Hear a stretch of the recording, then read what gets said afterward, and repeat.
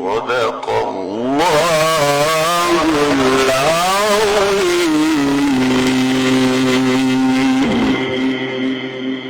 هتسيع زي الناس ماشي، مش هتسيع ما تسيعش، ما تسيعش اسمي ولا سيع سيع للميتة. الشغل لا شغل ايدك في جنبك بس ولا شغلي. ايدك في جنبك ما تتكلم زي الناس، ايدك زي في ما الناس جنبك. تعمل. خلاص ما تسيعش ليه خالص، ما بالشغل. تسيعش ما تسيعش بقول لك، بس شغل ما تسيعش.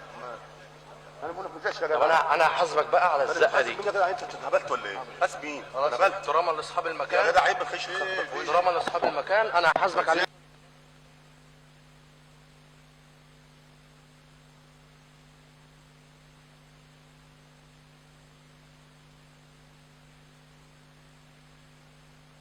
لو كلمته جبت. صدق الله العظيم وبلغ رسوله الكريم، ونحن على ذلك من الشاهدين الشاكرين. استمعنا الى هذه التلاوة القرآنية المباركة، تلاها علينا قارئنا القارئ الشيخ محمد ابو ليلى، قارئ القرآن الكريم والمقيم بعزبة عبد الحليم هاشم.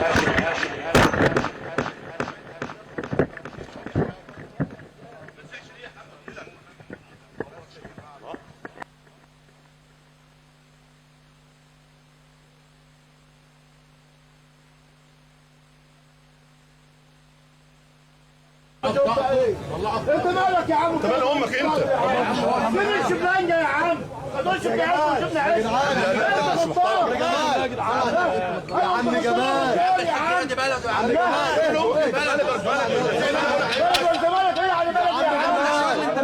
صدق الله العظيم وبلغ رسوله الكريم الذي قال: اقرأ القرآن فإنه يأتي يوم القيامة شفيعا لأصحابه. هكذا إخوة الإيمان والإسلام عشنا وإياكم في رحاب أجزة الهادي البشير صلى الله عليه وسلم، وهذه التلاوة القرآنية المباركة التي تلاها على مسامع حضراتكم فضيلة القارئ الشيخ محمد أبو ليلى، القارئ والمقيم بشبلنجة مركز مدينة بنها بمحافظة القليوبية. ولقد حضراتكم عبر أسير موجاتنا العاملة الهندسة الصوتية والكهربائية إدارة أحمد سمير عبد الوهاب، والمقيم بتصفى مركز كفر الشق بمحافظة القليوبية. دخلنا الفراشة الكبرى إدارة الحاج عطية أبو غنيمة وأولاده بابو نجاح تحت إدارة الحاج عبد الله أبو غنيمة.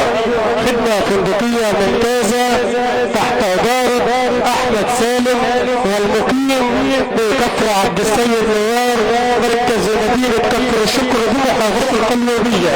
وشكر الله سعيكم جميعا.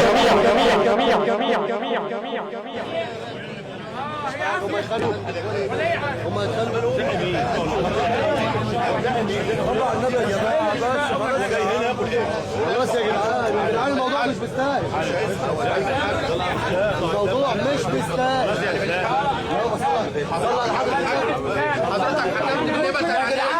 بقول لكم ايه، يا عم الحاج شغل، يا عم الحاج شغل.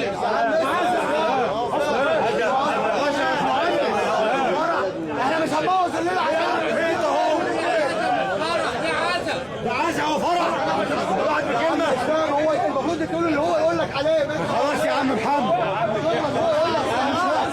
تعال يا عم شيخ.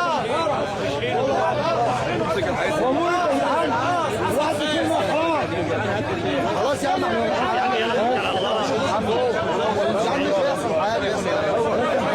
يلا يا اسلام انت بالراجل. حكم الشيخ يلا.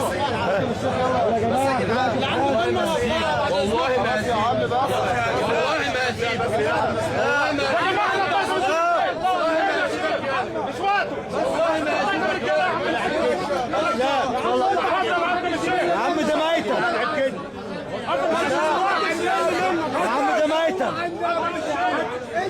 احنا مش عايزين حوار. بس يا جدعان يلا بعد اذنكم كل واحد يقعد مكانه. خلاص يا محمد يا عيد. يا عم هتقطم انت. يلا يا اسلام يا جدعان. بس يا عم اسلام يا عم اسلام. طب يلا يلا بس يا جماعه. يلا يا جدعان. يلا بعد اذنكم بس كل واحد يقعد في مكانه. انا اسف كل واحد يقعد في مكانه. يلا اقعد يا حاج ناصر. يا عم انت اهو.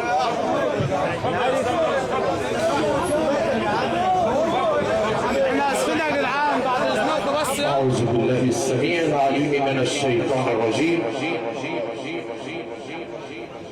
بسم الله الرحمن الرحيم. قل لئن اجتمعت الإنس والجن على أن يأتوا بمثل هذا القرآن لا يأتون بمثل